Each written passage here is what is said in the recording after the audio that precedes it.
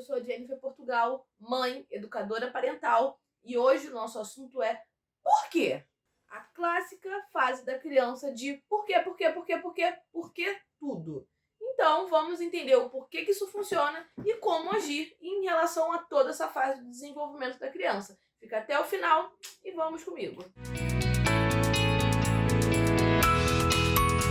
Então hoje nós vamos falar dos milhares de porquês que vocês respondem por dia.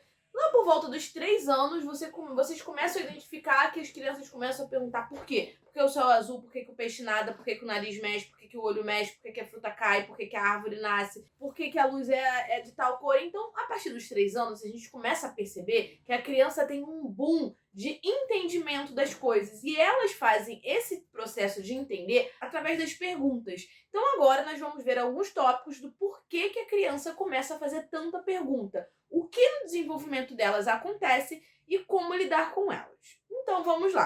Primeiro tópico é, a criança começa a usar mais o lado esquerdo do cérebro. Até os 3 anos, a criança usa mais o lado direito, que é o lado mais emocional, onde a criança fica no momento presente. A partir dos 3 anos, começa a se desenvolver o lado esquerdo, que é o lado mais do raciocínio, de entender a causa e efeito. Então, a partir disso, a criança começa a entender que as coisas têm uma causa e efeito, que as coisas acontecem, então elas querem conhecer. E aí surge um milhão de porquês por dia. Um segundo tópico é que crianças por volta dos 2 anos, elas começam a entender que elas não são uma extensão do mundo e das pessoas, porque até os 2 anos a criança entende que ela é uma extensão. Quando elas começam a perceber que elas não são uma extensão, elas começam a perceber que existe um mundo que funciona, que existem vários objetos, que existem várias coisas que não dependem dela para funcionar.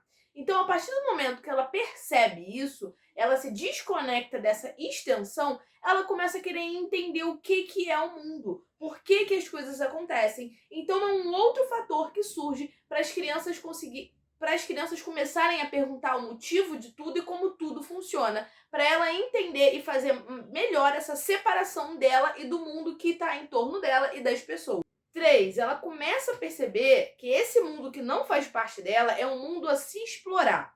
Então aí ela primeiro vai perceber que não é uma extensão dela e depois ela vai começar a ver as possibilidades que ele tem. Então ela vai explorar isso através da pergunta, do racional dela. E aí vai surgir essas milhares de perguntas para ela entender como esse externo funciona. Então, por que o céu é azul? Por que a água da chuva cai do céu? Tudo isso que ela começa a observar, ela começa a ter um olhar mais observador, ela começa a questionar para poder entender. Um outro fator que acontece é que a criança começa a buscar por respostas de como o mundo funciona através da perspectiva dela. Então, ela começa a fazer teorias e através da observação, ela própria começa a fazer teorias de como o mundo funciona. Então, ela começa a questionar para saber se aquilo ali para ela é bom, é ruim, se ela concorda, se ela não concorda, o que aquilo ali traz de útil para a vida dela. Então, a partir dessa perspectiva de como o mundo funciona, dessas teorias que ela faz, ela começa a perguntar como tudo funciona para ela ter o seu juízo de valor. Muitas vezes a criança vai te fazer algum porquê só para entender se a perspectiva que você tem é a mesma que aquela. Você já passou por alguma situação da criança te perguntar, você responder e ela falar assim, ah, não é isso não. E aí te dá um sermão de várias coisas do qual é o motivo. Então, muitas vezes elas já têm toda uma teoria que faz super sentido para elas, mas elas vão te perguntar só por perguntar, porque perguntar é legal. E aí ela te pergunta e ela já vai ter a resposta. Então, também é um dos porquês que ela faz o porquê. Um outro fator para você observar que é, se você não responde os porquês da criança, se você não tem tempo de dar um tempo de qualidade, na verdade, para a criança, ela vai fazer muitas perguntas, porque é uma forma de chamar a sua atenção. É uma forma de você parar o que você está fazendo para poder olhar para a criança e falar com ela. Então, às vezes, óbvio que existe a fase dos porquês, que ela quer descobrir o mundo e tudo isso que a gente já falou aqui, mas se esses porquês não são respondidos e você não tem esse tempo de qualidade, é possível que a criança use desse artifício para chamar a sua atenção. E aí fica uma forma exagerada de perguntar por quê ou como funciona toda hora. Agora nós vamos ver alguns tópicos e algumas formas de como agir nessa quantidade enorme de porquê para não enlouquecer e também para suprir a necessidade da criança de saber como que tudo funciona. Então vamos lá. Primeira forma é: rebata a pergunta. O que você acha? Por quê? Com isso, você estimula a criança a pensar e raciocinar sobre o que ela está perguntando. Ah, o céu é azul. Por que o céu é azul, mãe? Por que você acha que é azul? Elas provavelmente não vão dar uma resposta científica mirabolante, mas vão pensar algumas suposições. Elas mesmas vão começar a se questionar antes de só perguntar. Então, você rebater a pergunta é uma forma de fazer com que a criança também raciocine em cima daquilo. 2. Tenha paciência e responda para a criança o máximo que você conseguir. Porque eu sei que é pergunta demais e nem todas as perguntas vocês vão saber responder ou vão ter paciência de responder. Porque às vezes vem uma pergunta, você está no meio de uma reunião, surge a criança na porta. Mãe, por que o meu olho mexe?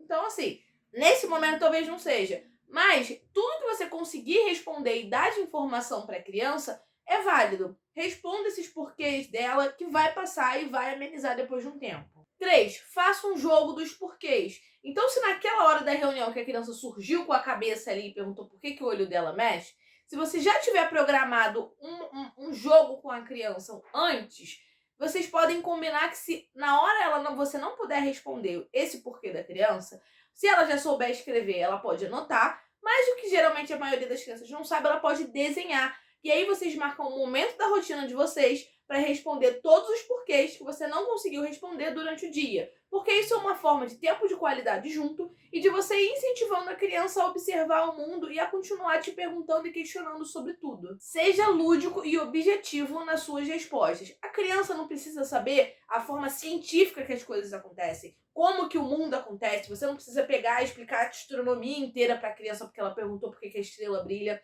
Seja lúdico, brinca, como eu falei antes, pergunta o que ela acha, dá uma explicação que ela vai entender, que vai suprir a necessidade dela, mas de forma objetiva. Então, assim, por que fica à noite? Para você dormir. Ou então porque lá no outro lado do mundo fica de dia e a Terra tem que rodar. Então, são explicações básicas, simples, mas que vá sanar essa dúvida da criança. Uma outra opção é que se você não souber o que responder, vocês podem pesquisar juntos, ou vocês podem criar teorias juntos. Porque você não precisa saber tudo. Você precisa dar a atenção para a criança e o suporte para ela entender e questionar o mundo que a cerca. Então você pode pesquisar junto com a criança o que você não souber. Importantíssimo é não reprimir a criança falando que ela pergunta demais e quer saber muito. Nós precisamos criar pessoas que questionem, pessoas que pensem por si só. Então, se você reprime a criança porque ela quer saber demais, porque ela está perguntando demais, você está reprimindo a criança de entender como o mundo funciona, como tudo que a cerca funciona, as relações, os objetos, a natureza. E elas querem saber, elas têm um gás por entender, por descobertas. Então estimule a criança a isso e não a repreenda. Ou seja, na medida do possível, responda os porquês do seu filho. E entenda, como eu falei anteriormente, entender o porquê de tanta pergunta faz com que a gente tenha empatia e paciência de ser uma enciclopédia ambulante. Então, dê o suporte para o desenvolvimento da criança, crie jogos para conseguir estimular ela a continuar perguntando e conseguir também suprir a sua necessidade de limite de tempo.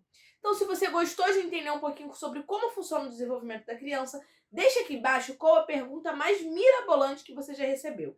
Aproveita, me segue lá no Instagram que a gente fala sobre vários tópicos de desenvolvimento infantil da criança, disciplina positiva e como lidar na prática.